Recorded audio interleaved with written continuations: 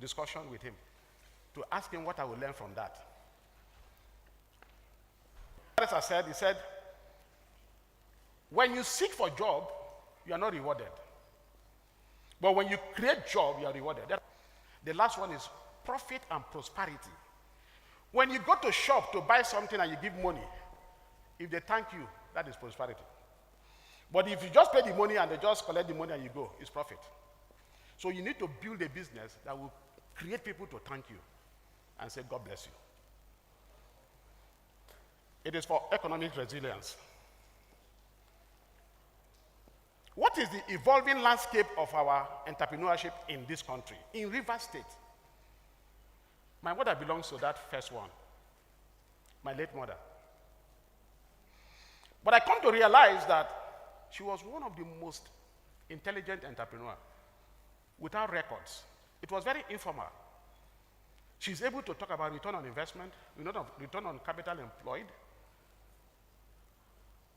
equity ratios, everything. She was able to calculate it without knowing what she was doing. Today, we have all the indices here. Legal. For a business to strive in society, all of us that are management students knows what they call the PESTO. The political, the economical, the social, the technological, environmental, and legal.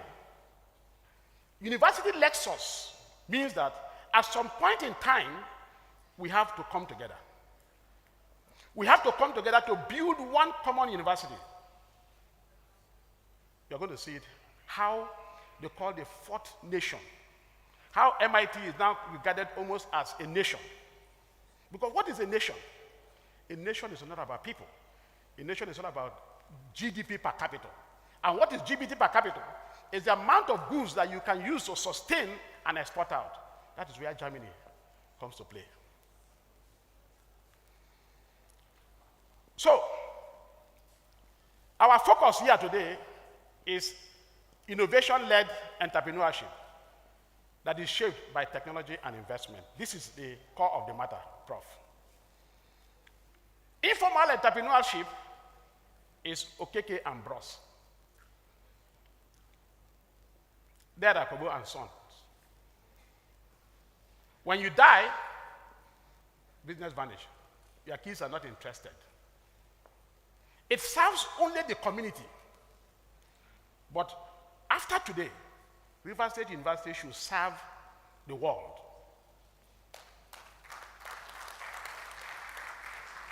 I used to have one statement, but because of Chief, I will probably paraphrase it, that the king is recognized in his kingdom, but a boy is recognized in the world. There is nobody that does not understand and know Steve Jobs, but he's not a king. There is nobody outside the spheres of this university that does not know what is MIT. There is nobody that does not know Harvard. There's nobody that does not know Stanford. Ladies and gentlemen, the government here, this is where we need to take this university in the next 10 years.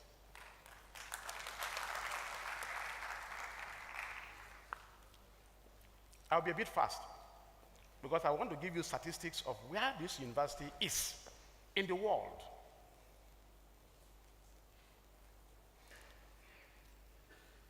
Okeke and Bros have mentioned it, but I want us to talk about global market. And there is a simple framework to go to global market. I'm seeing one of my anthropology teachers. I don't know if she's the one. Dr. Mrs. Ebo. Is she the one? Oh, Professor, sorry, that time. Prof, please, let me recognize you. Huh? Prof was, when I was in school, he taught us Anthropology 101. And I don't like it. But you know that today, one of the books I'm writing centers on process, philosophy. And everything comes from that anthropological situation. So what I was chasing has now come to me. Prof, thank you.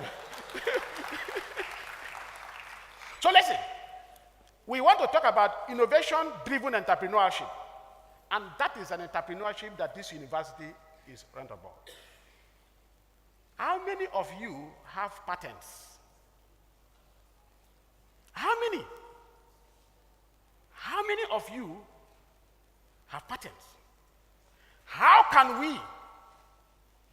we move from using tests to graduate students to using patent to graduate students?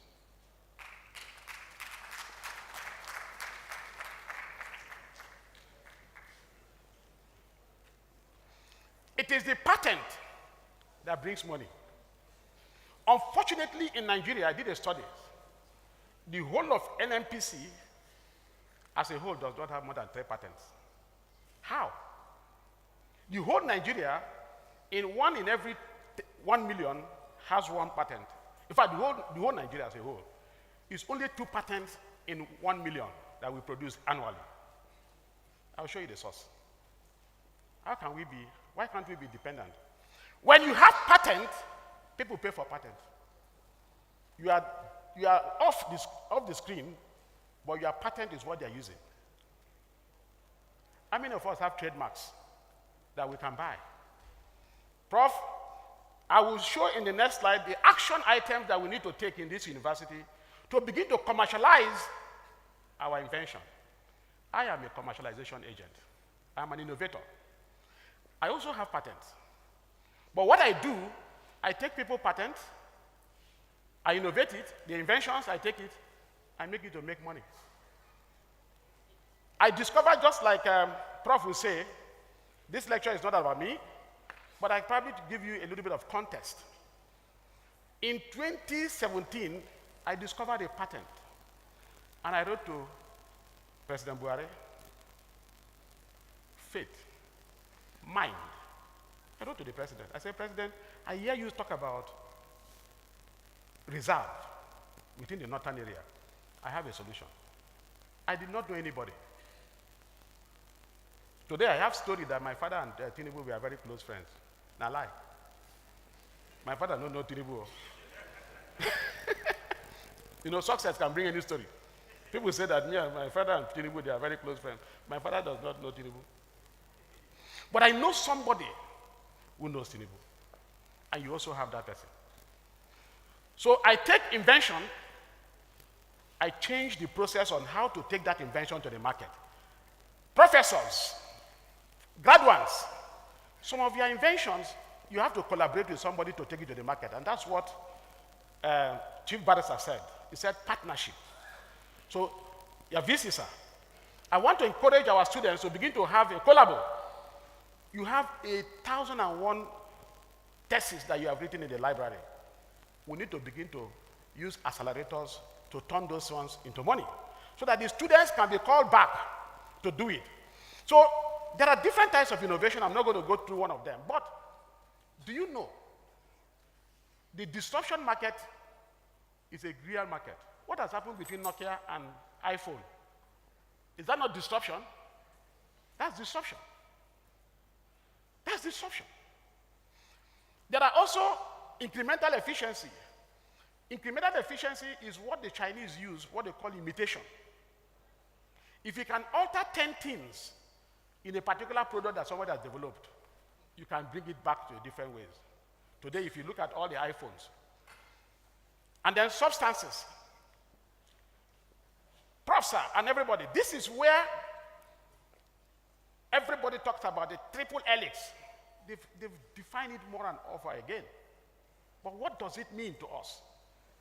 What does it mean to these graduates? What does it mean to the university? It's all about the university, the industry, and the government. Traditionally, from history, the modern education started in the 1970s in Germany. And at that time, what was important was learning was informal. It was an apprenticeship just to serve almost like a militating force. It evolved into the 18th century.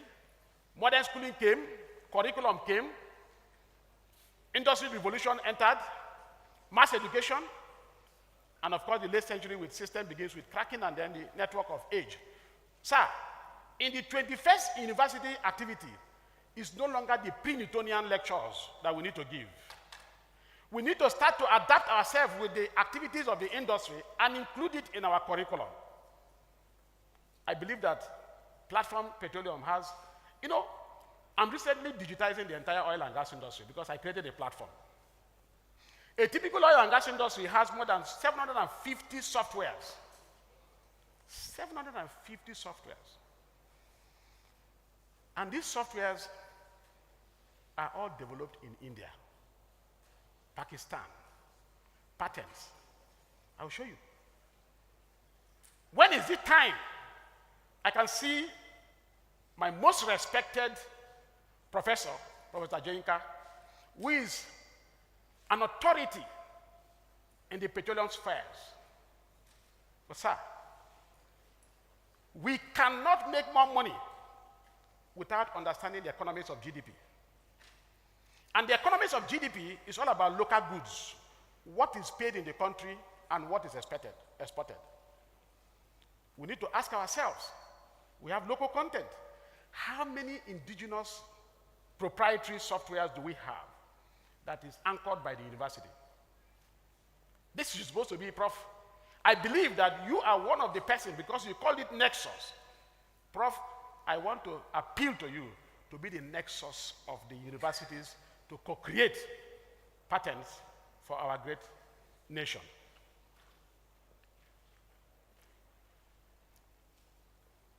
What is the role of the university? It's for education. It's collaboration.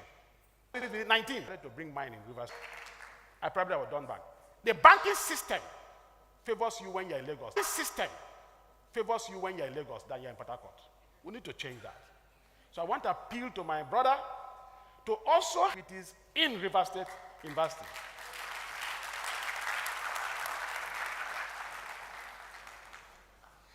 A state is a political and institutional entity